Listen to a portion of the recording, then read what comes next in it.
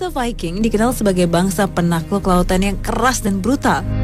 Benarkah syiar Islam telah sampai di tanah Viking? Orang pertama yang mencatat dan mengabadikan sejarah bangsa Viking adalah seorang Muslim yang ditugaskan menjadi duta oleh Khalifah Al-Muqtadir, seorang penguasa kekhalifahan Abbasiyah dari Baghdad pada tahun 921 Masehi.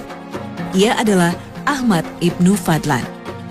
Penugasan ini untuk memenuhi janji yang pernah disampaikan Al-Muqtadir kepada Raja Bulgar atau yang kini dikenal dengan Bulgaria untuk memberi uang imbalan atas bantuan pembangunan benteng di wilayah Baghdad. Catatan Ibnu Fadlan selama dalam perjalanan menjadi gambaran yang jelas tentang kondisi geografis Bulgaria, perdagangan, serta adat istiadat rakyatnya. Dalam catatannya, ia menceritakan tentang pertemuannya dengan bangsa Rus atau Rusia yang diyakini sebagai bangsa Viking pada saat ini. Hal inilah yang membuat catatannya dinilai sebagai penggambaran awal tentang bangsa Viking. Secara fisik, Ibnu Fadlan menggambarkan bangsa Viking memiliki tubuh yang paling sempurna dibandingkan bangsa lainnya yang pernah ia temui. Bangsa ini memiliki badan tinggi besar seperti pohon palem dengan rambut pirang dan kulit kemerahan.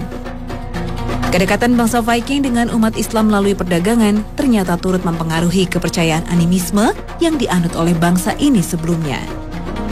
Sebuah penemuan cincin kaca berbahan eksotis berusia 1000 tahun dengan lafaz nama Allah di areal pemakaman Viking abad ke-9 di Swedia memunculkan anggapan bahwa bangsa penjelajah laut ini adalah pemeluk agama Islam.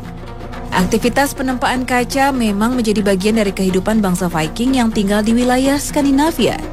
Teks-teks kuno menyebutkan bahwa sejak 3.400 tahun silam, bangsa Viking sudah melakukan perdagangan benda-benda berbahan kaca dengan pedagang Mesir dan Mesopotamia yang kini dikenal sebagai negara Irak.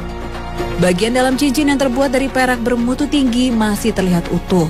Hal ini kemudian memunculkan anggapan bahwa cincin ini jarang dipakai oleh pemiliknya karena menjadi benda berharga wanita Viking ini.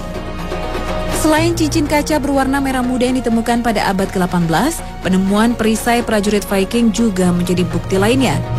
Pasalnya, dalam tas kulit yang ditemukan pada kuburan tahun 950 Masehi ini ditemukan koin Islam. Meskipun para peneliti belum menemukan siapa pemilik perisai ini, namun diyakini pemiliknya adalah orang yang sering berpergian jauh dan meninggal dalam pertempuran. Hal ini semakin menguatkan bahwa bangsa Viking adalah penganut agama Islam. Wallahu a'lam bishawab.